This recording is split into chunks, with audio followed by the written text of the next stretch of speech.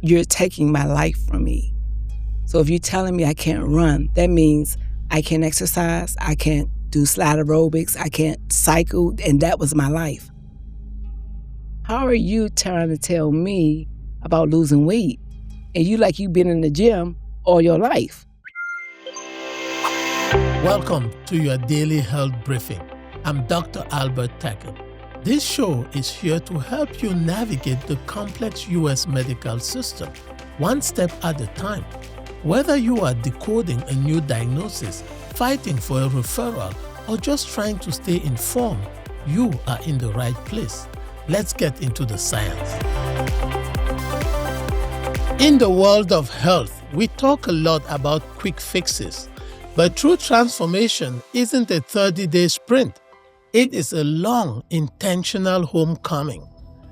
This year marks 24 years since my guest today began a journey to find herself again. Along the way, she survived a devastating car accident while 36 weeks pregnant. She faced a crushed spine and was told by experts she would never run again. She reached a point where her weight was even a barrier to emergency surgery. But she's a woman built on grit. She stopped hiding. She started executing, and she decided to stop carrying the emotional weight of toxic relationships. Today, she isn't just a survivor. She is a runner, a disciplined, driven executor, and a soon-to-be author who is back to the size the world told her she would never see again. Please welcome to the Daily Health Brief, Angela Haynesworth. Thank you, Dr. Takem. How are you doing today, Angela? I'm doing great. All right, so let's get straight into it, okay? Because I have a lot of questions for you, because your story is truly inspiring.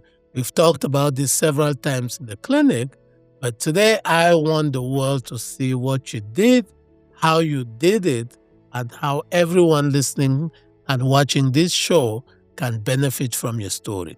You said you were told you will never run again and you will never see size 8. I wrote that down from your story.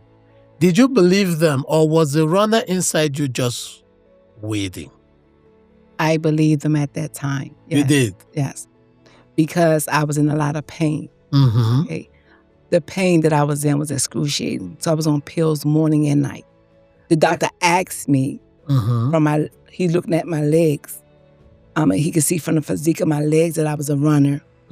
And then and he made that comment because I was in a lot of pain. Yes, I believe him. How did that make you feel? You're taking my life from me. So if you're telling me I can't run, that means I can't exercise, I can't do slide aerobics, I can't cycle, and that was my life. Prior to my second child and getting pregnant, exercise was my life. So you telling me that part of my life is gone, then what else is left? That's my life. 3-4 times a week, that's my life.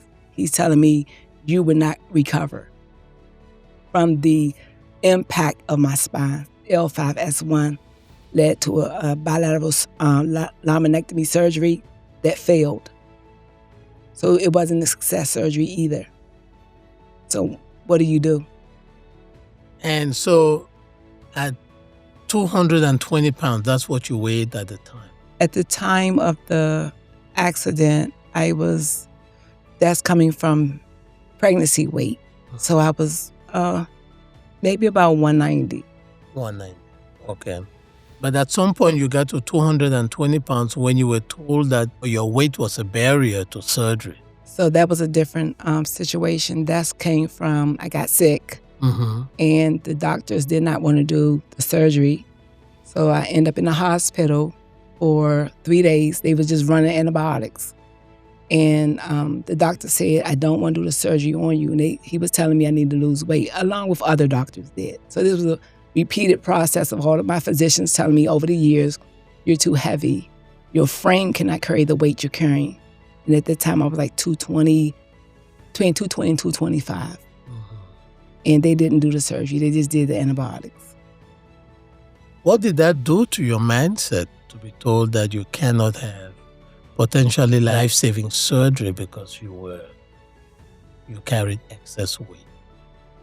What can you do? If they're telling you, we don't want to do the surgery, you at this weight. But what they did do was refer me to a gastric doctor. Okay. So we need to make a change. They referred me to a gastric doctor, and he also told me, Ms. Haynesworth, if you just too big, you got to come down, lose weight. He gave me a diet plan. I'm saying to the doctor, this is not going to help me. I've had many doctors give me diet plans. This is not helping me. Why did you think it wasn't going to help you? Because I have been on diet plans before. So they gave you a sheet of paper. Yes. With a diet plan and said, on your way. Lose weight. You have to lose weight. Okay, so how? How do I lose weight? You're giving me paper, but how do I lose weight? What's going to change that hasn't changed from the other doctors giving me a low calorie, low food diet plan? I've seen them the past 20 years. Or 15 to 20 years. What's that going to do to help me? So let me ask you something. And I'm going to ask you this. I'm going to show you something. Can you look at this picture? Yeah. So Angela, this is you, 225 pounds. When you were told you cannot have surgery because you were too big, how did that version of Angela feel about herself? This version knew she had to lose weight. If it's going to impact my health, then the weight has to come off. So did you feel at that time that the doctors were fat shaming you? Yes. I've always felt that. Okay. I've always felt that. And that made me very put up a wall when I came into this practice, because I'm like, okay, here we go with another doctor telling me you have to lose weight. And then I knew better, because if I was this exercise person all through my 20s up until I started having my children in my late 20s and in my mid 30s, I knew better. So let me ask you something, because you said earlier that the last doctor you saw before coming to see me gave you a diet plan, the gastric doctor, and told you go lose weight. You asked yourself, and what is it going to do for me? I've seen doctors before, and they've all told me the same thing. And then you came to see me, and you felt like I fat shamed you. How was that different? How was that visit different? Or was it different at all? Okay, so the doctor that referred me here, that's how I got here. So he gave me a diet plan and told me, you gotta lose weight. I said, I can't. I've been trying to lose weight for years. It's the same message with the diet. The diet sheet that doesn't help me. So he said, I have someone that can help you. Okay. Because he also wanted me to change my medical doctor at the time, because they thought I was having back pain. It was something that was life-threatening. And he said, you need to change your doctor. And so instead of just giving me an internist, he said he also does weight management. Don't go back to them. I'm going to give you a doctor, a referral. And that's how you came to see? Yes. Okay. So how was that visit different? It was different in that, I had I don't know if you remember, this was years back, but I came in for coke, bottled up, always zipped up, and I had a mask on because it was during the COVID time. And you said, can you take your mask down? I was so clothed. I was so protected. Didn't want to take my coat off. Didn't want to take the mask off. It was different because this is my opportunity of a doctor from a referral that said, this man can help you. Before, all the doctors do is just give me a sheet of paper. The gastric doctor said, this man can help you because he specializes in weight loss. So if he specializes in weight loss, then that's what I need to be doing. Okay. So another thing you said, when you came to see me the first time, you left the office and you were not too happy with me. And this might be because you felt like I was fat shaming you. And I mean, If I'm guilty, put me on the stand. Okay, so it wasn't actually the first time. It was, I came for the first month for the evaluation. Mm-hmm. And you told me, Angela, ran some tests. You said you have to lose weight. So I think I came back the next month and I had lost 6 pounds. And then when I came back the following month, I had gained the 6 pounds back. And that's when you said, what are you eating? And I said, I'm not eating anything. You said, you're eating something because you gained the weight back that you lost. And then you was telling me that I was pre-diabetic. And what made me really start to get serious was you said, Angela, either you're going to go on medication or you're going to have to make, and my numbers was up. My numbers was crazy. So my A1C was up. My blood pressure was up. I think it was 160 over 100, something like that. Other numbers was up. Other medical issues was up. All my numbers was going crazy. And when you told me, do you want to get your limbs cut off? Because diabetes can cause you to lose your limbs. I said that? Yes. Or is that what you heard?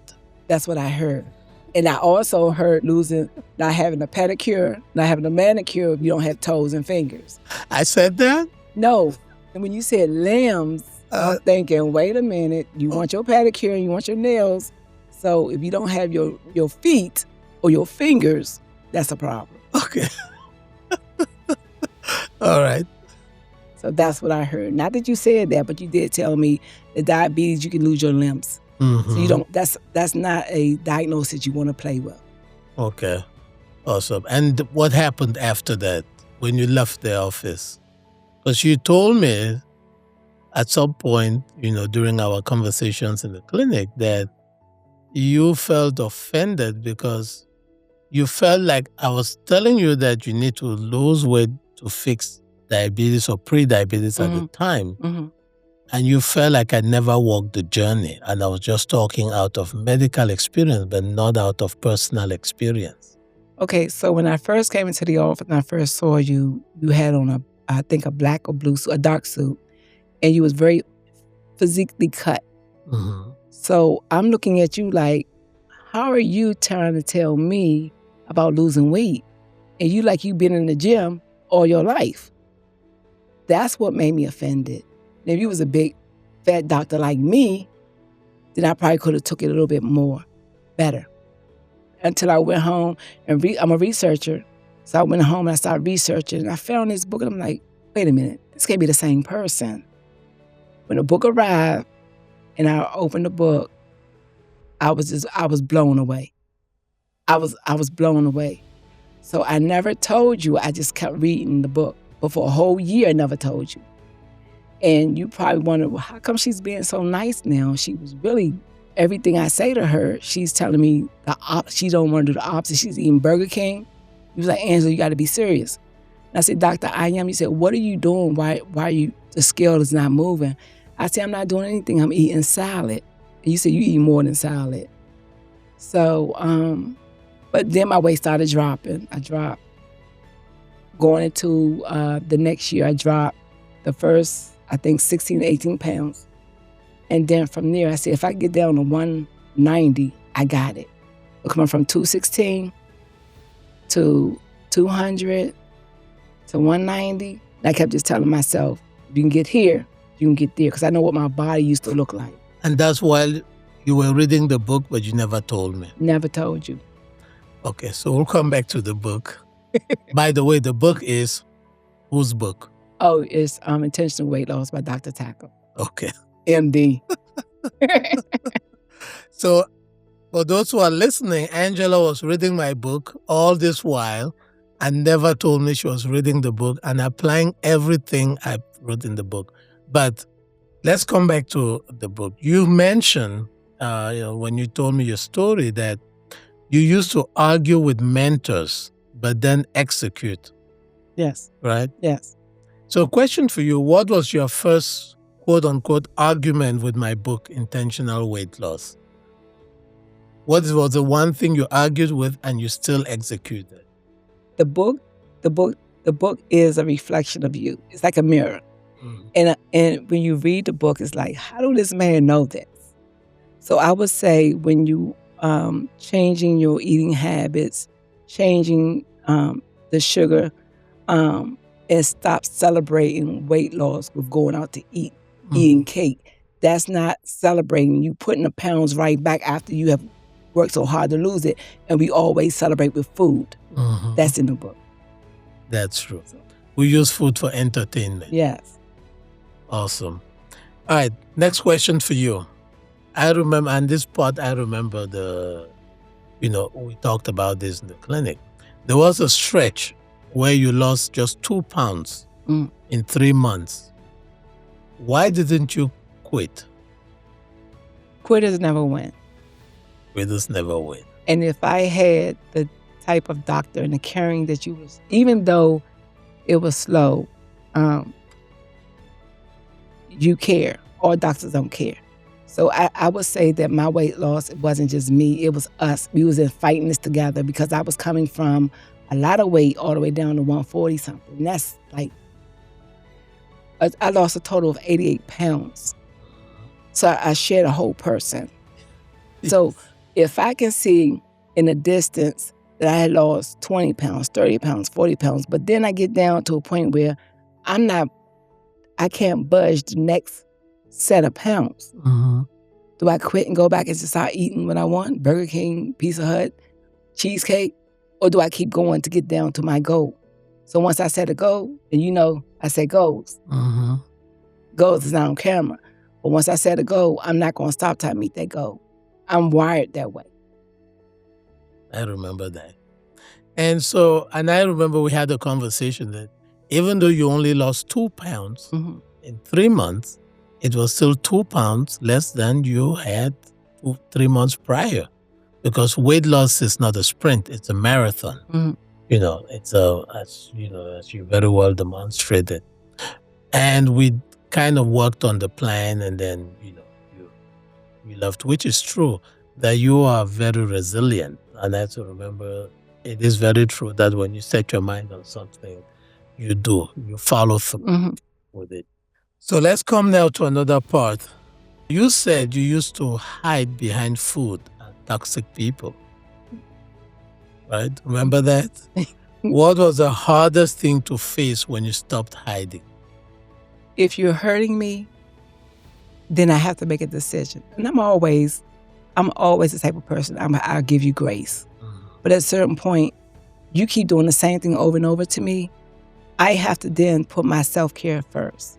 So if you're hurting me and I'm emotionally eating to soothe your tearing me down or your issues that you want to put upon me, then at that point, no, I got to choose me. And that's when I draw the line.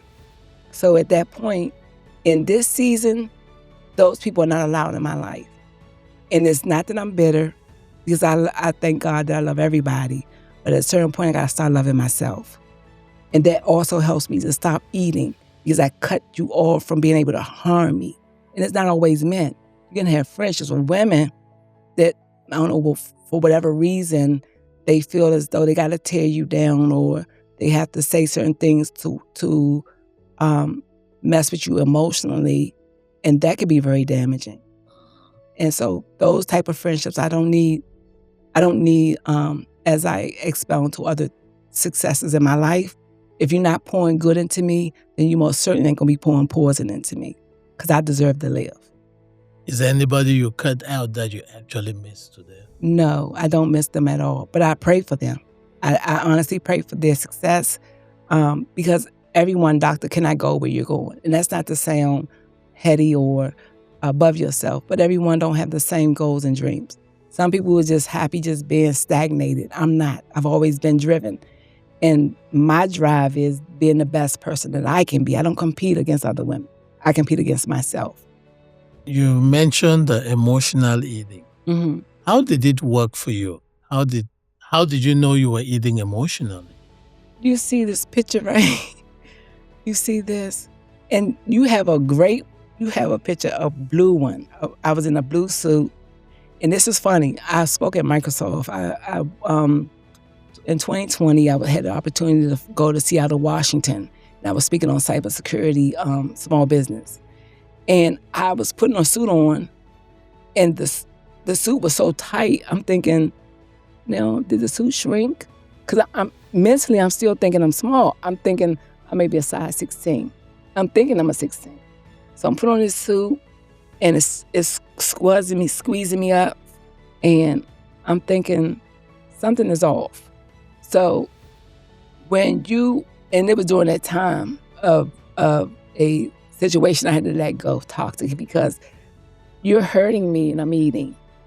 And my emotions, I didn't even know I was eating that much. But it was around that time that I was eating a lot because I was in a lot of pain. This person just it was time to let certain relationships go.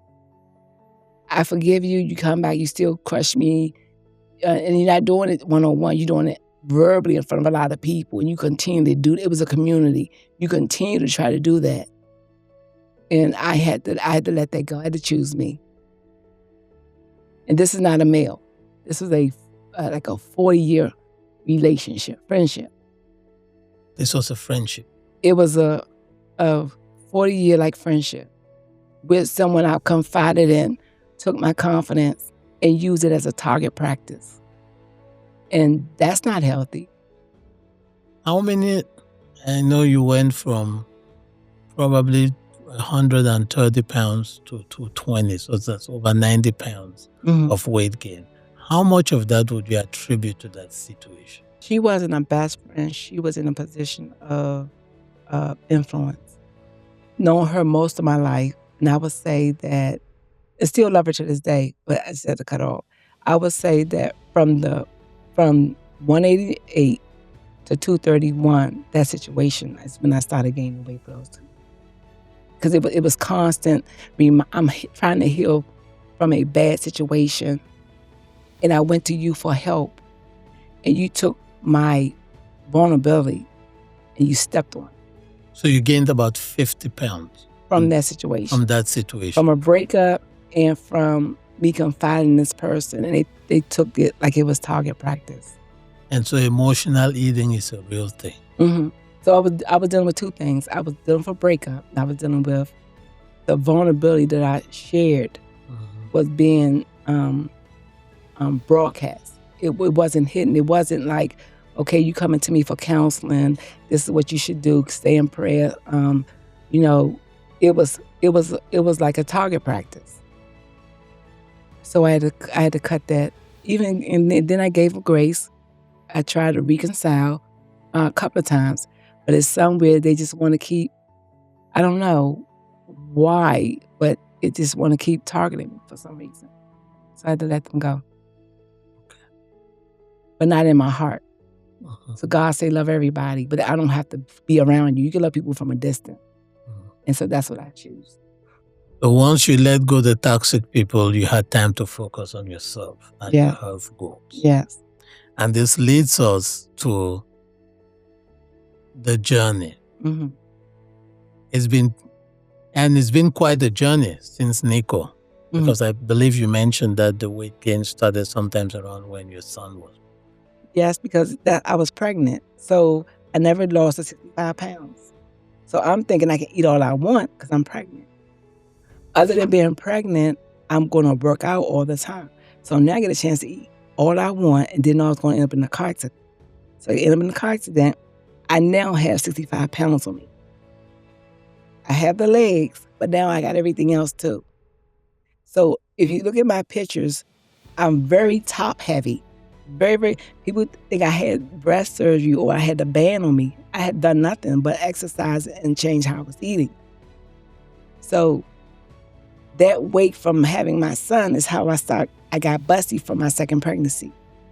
I never had that much chest. I never lost it from my pregnancy. So I've carried 20 years of 50 pounds of breast tissue. You laugh and say, "Has nobody carried 50 pounds of breast tissue?" I said, "Sir, I'm telling you, I don't have, my body circumference is not that big. And as you can see, I have not had any surgeries, but everything is now half and way smaller than what it was on when I was happy." Now, I know we were talking about Nico, and as I said, it's been a journey since Nico. I'll swap photos with you. This. So now looking at this picture, it's been a journey since having Nico. How does it feel to be finally back to the real you? And I underline that in my script. When the chiropractor told me I would never run again, I run on a treadmill, so he's a liar. But no, my faith. I'm going to tell you how I actually done this. As you were working with me, I was in prayer, because trying to control your appetite after so many years of eating negatively or however you want, it's hard. You can't just cut off that part of you. So when I look at her, I can say that I defied the odds. And whomever said that you will never get back there, they haven't met Dr. Takem. So thank you, Dr. Thank you, Dr. Takem. This was us. This is our success. But yes, she feels good. Oh, by the way, I don't shop at, no disrespect, but I don't shop at Ashley Stewart no more. I can't even fit nothing from Ashley Stewart. Which store? Ashley Stewart. Okay. For plus size women. Yes. And my first visit back to the Express, it's a clothing store for smaller women. I can go into the Express. As a matter of fact, I have on the Express now. The jeans and the jacket came from the Express. I haven't seen the Express since my son was born. Since 24 years ago. I have not been able to wear their clothes. So now I can go and wear smaller clothing. I don't have to wear Ashley Stewart have beautiful clothes for bigger size women. So I never stop dressing. I'm just larger. So this one, she feels good because she can go in any store now she want, and she can wear size 8, size 7, 8, size medium. So she's feel like she's back. I looked at that picture for a while after you sent it, and I listened to what you said about my book. And the title of the book is Intentional Weight Loss, your 5-step guide to transform your body and recapture your glow. And you are glowing in that picture. I really am. I just turned 57. This is my 57th birthday, and no one believed my age. I just turned 57 on this picture. It's the same day, the 21st of December. And prediabetes is gone. It's Blood gone. pressure is well controlled. Cholesterol levels are awesome. Fantastic. Last question for you. Why was cutting off toxic people just as important as the treadmill? And I ask this because many times we tell patients, go lose weight, eat less, exercise, and you will lose weight. But we always forget, and I say we doctors, forget the environment that the patient lives in, the behaviors, the triggers that lead people to excess eating. That's why I'm making a connection between the treadmill and the toxic people in your life. So let me rephrase the question. Why was cutting off toxic people just as important as the treadmill? Because if you can get on the treadmill and work out all you want, but if you still hanging around the same people that's toxic, you're going to eat. So you're defeating yourself. You have to, and it's hard, but you have to choose yourself. If it's not pouring, like I said before, if it's not pouring good into me, then if you can't contribute good into me, then you cannot pour poison into me. So get on the treadmill, but then you have to cut people off that hurt you. And they may not intentionally mean to hurt you, but you got to decide what's best for you. So Angela, treadmill, is it a chore or a sanctuary? It's a sanctuary. How so? I've been doing it all my life. So it's practice. You don't have to force me to do it. I enjoy exercise. What is your response to the "you will never do it" crowd? When people say what you would never do, you have to have a resilient mind. You have to know that there is no limits in life. Whatever you set your mind to do, if you really, really want to do it, there's going to be challenges, but you will get through. It's a mindset. And that's how you lose 90 pounds. Yes. And keep it off. And keep it off, especially. So Angela, after losing 90 pounds and keeping it off, what is your next finish line? building muscle. Muscle building. Some ladies that I have a chance to see, and they're way older than me, 75, 65, and they have incredible bodies. So you don't have to age and lose your physique. You should be more in tune to want to be more fit as you get older, and not fall into, because I'm in menopause or post-menopause, I don't have to try. So we're going to build muscle. We're building muscle this year. It's one of those women, Tyra Banks' mother? Because I saw a picture on social media of Tyra Banks' mom. No, Chef Babette is one. And then the one called Bo Talley. They look incredible. Those are my inspirations. Angela, to wrap up, what was your weight when we started the journey? 216. 216. And you had prediabetes and you had high blood pressure. And what is your weight today? When I was weighed in the office, it was 143. And no prediabetes, no more blood pressure problems? No. And how is your mental health? It's fine. And the glow is true, because you're glowing. Thank you. Awesome. Angela's story reminds us that healing isn't just about what you eat.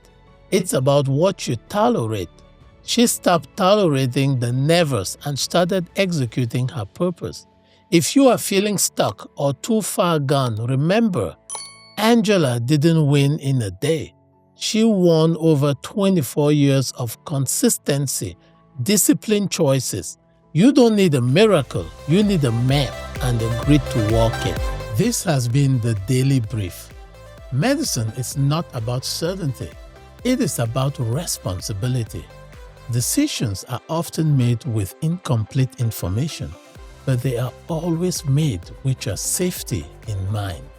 In a system that can feel rushed and fragmented, you deserve clarity, continuity, and an advocate who sees the whole picture. I am Dr. Albert Takem, your physician ally, high-level science, human-level care. I will see you at the next briefing, or I will see you in the clinic.